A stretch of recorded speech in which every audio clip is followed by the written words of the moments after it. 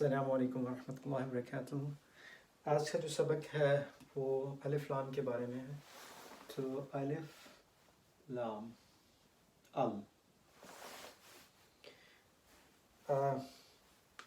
جیسا کہ میں نے شروع میں آپ کو بتایا تھا کہ جو عربی کے حروف تہجی ہیں وہ 28 ہیں،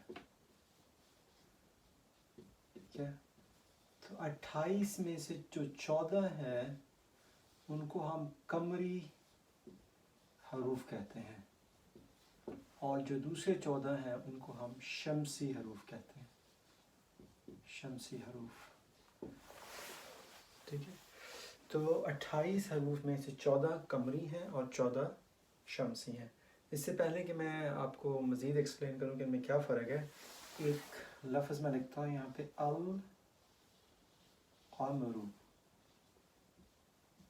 قمرو، اور میں دوسرا لفظ یہاں پہ لکھتا ہوں الشمس۔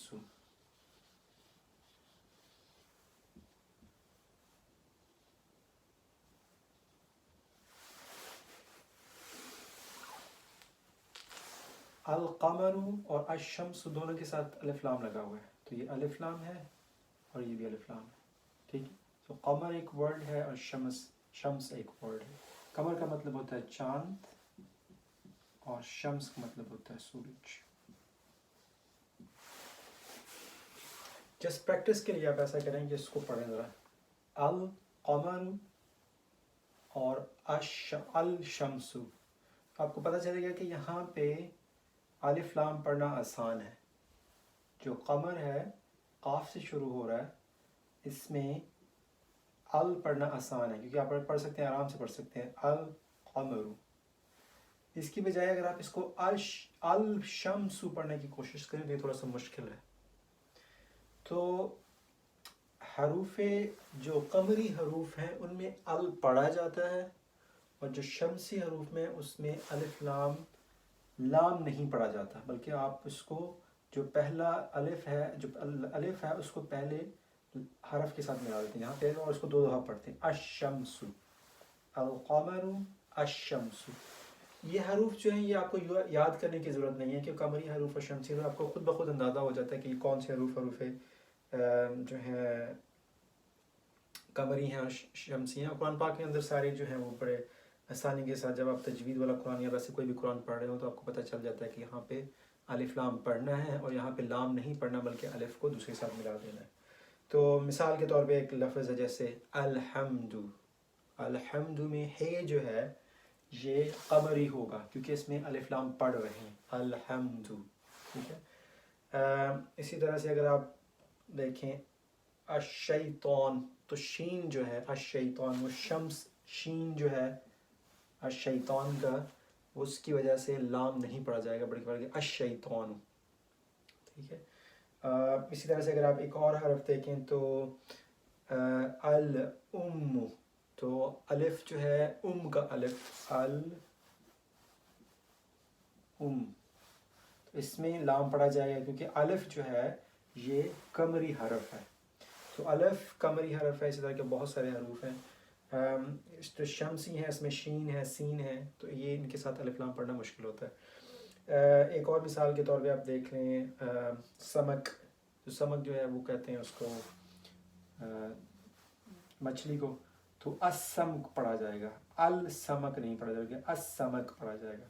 یہ تو ہے، یہ صرف میں نے آپ کو بتایا کہ جو الف لام کبھی کسی بھی لفظ کے ساتھ لگا ہوا ہو تو اس کا پہلا حرف دیکھتے ہیں کہ وہ قمری ہے یا شمسی ہے۔ 14 حروف قمری ہیں، 14 شمسی ہیں۔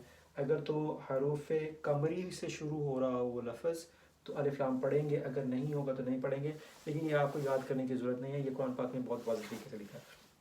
بیسیکلی آج کا جو سبق تھا وہ تھوڑا سا ڈفرینٹ تھا، وہ یہ ہے کہ الف لام کب لگاتے ہیں اور الف لام کا مطلب کیا ہوتا ہے۔ تو الف لام جو ہے، ویسے ہم پڑھ کیوں رہے ہیں کیونکہ ہم شیطان کے ساتھ، شیطان اور رجیم ان دونوں کے ساتھ ہم پڑھ رہے ہیں اعوذ باللہ من الشیطان الرجیم۔ دیکھیے آپ دیکھیں یہاں پہ من الشیطان، اس کا الف لام بھی نہیں پڑھا جا رہا، मिनश्शैतानिर्रजीम, इसका भी लाम नहीं पढ़ा जा रहा बल्कि मिनश्शैतानिर्रजीम पढ़ रहे हैं हम इसको। तो अऊज़ु बिल्लाहि मिनश्शैतानिर्रजीम। तो ये दोनों जो हैं शीन और रा जो हैं, ये दोनों कमरी हरफ हैं, इसकी वजह से इनका लाम नहीं पढ़ा जा रहा। मिनश्शैतानिर्रजीम पढ़ रहे हैं हम इसको। और जो भी अगर लाम ना पढ़े तो फिर उस लफ्ज़ को दो दफ़ा पढ़ते हैं, उस हरफ को दो दफ़ा पढ़ते हैं, तो ये बनेगा मिनश्शैता। तो ये नीन नून के बाद शीन और फिर शई का शीन दो दफ़ा पढ़ा जाएगा। इसी तरह से शैतानिर्रजीम, आपने रा के ऊपर जो शद देखी होगी, तो इसकी वजह ये होती है कि रा दो दफ़ा पढ़ा जाएगा, लाम नहीं पढ़ा जाएगा बल्कि ये बनेगा रा। तो निर्रजीम। अगेन ये जो है ये तो वैसे आम तौर पे असूल हैं और ये बड़े आम से समझ भी आ जाते हैं जब आप कुरान पढ़ रहे हो। अलिफ लाम लगाते क्यों किसी चीज़ के साथ? क्योंकि ये तो बेसिकली तो ये शैतान है और रजीम है, इसके साथ अलिफ लाम क्यों लगा और इसके साथ अलिफ लाम क्यों लगाया? तो अलिफ लाम जो है ये अरबी के अंदर जो किसी चीज़ को ख़ास बनाने के लिए इस्तेमाल करते हैं। तो जब आप किसी चीज़ को ख़ास कहते हैं तो उसके लिए यानी ख़ासियत के लिए कि ये मखसूस चीज़ जिसका हम जिक्र कर रहे हैं, तो इसको हम कहते हैं अलिफ लाम से अलिफ लाम लगा देते हैं उसके साथ। लेकिन अलिफ लाम बाज़ औक़ात हम किसी चीज़ को, उसकी पूरी की पूरी जिन्स को, पूरी की पूरी जो चीज़ वो दुनिया के अंदर है, उसकी हर पॉसिबल हर मुमकिन चीज़ के लिए भी इस्तेमाल करते हैं। आपको मैं दो मिसालें देता हूँ यहाँ पे। एक है अलहम्दु।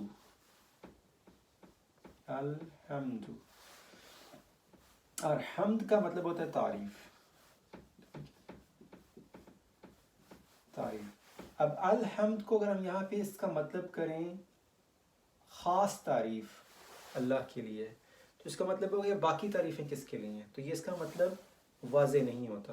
तो अल एक तो ख़ास के लिए इस्तेमाल करते हैं, लेकिन दूसरी जो है हर किस्म की जो मुमकिन चीज़ हो सकती है उस चीज़ के बारे में, उसके लिए भी अल का लफ्ज़ इस्तेमाल करते हैं। तो इसका कोई ख़ास कानून नहीं है कि हमें पता चले कि कब हम इसको ख़ासियत में यूज़ करेंगे और कब हम उसको अमूमियत में इस्तेमाल करेंगे कि ये बिल्कुल हर मुमकिन चीज़, हर मुमकिन जो चीज़ है वो होगी। तो इसको तर्जुमे से आपको पता चलता है। तो अगर आप देखें ज़ालिकल किताबु, ज़ालिकल किताबु, अब यहाँ पे जो अल किताब है इससे मतलब हर किताब नहीं होगा, बल्कि इसका मतलब होगा ये ख़ास किताब। और हम्द से मुराद ख़ास तारीफ़ नहीं होगी बल्कि तमाम तारीफ़ें होगा, इसका मतलब तमाम तारीफ़ें, ठीक है। और इस तरह से अश-शैतान से तो तमाम शैतान नहीं होंगे, वो ख़ास शैतान, ख़ास बड़ा शैतान जो, ये इसका मतलब होगा, ठीक है। तो ये है आज का सबक। अलिफ लाम जो है किसी चीज़ को मखसूस बना देता है और उसमें दो तरह के तर्जुमे आ सकते हैं। एक तो ये है कि वो ख़ास चीज़, या फिर पॉसिबिलिटी है कि हर किस्म की हर मुमकिन चीज़। दो तर्जुमे होंगे इसके। जब हम देखेंगे कि जब हम पढ़ रहे होंगे तो फिर हमें अंदाज़ा होगा कि इसका क्या मतलब है। जज़ाकल्लाह खैर। अस्सलामु अलैकुम व रहमतुल्लाह।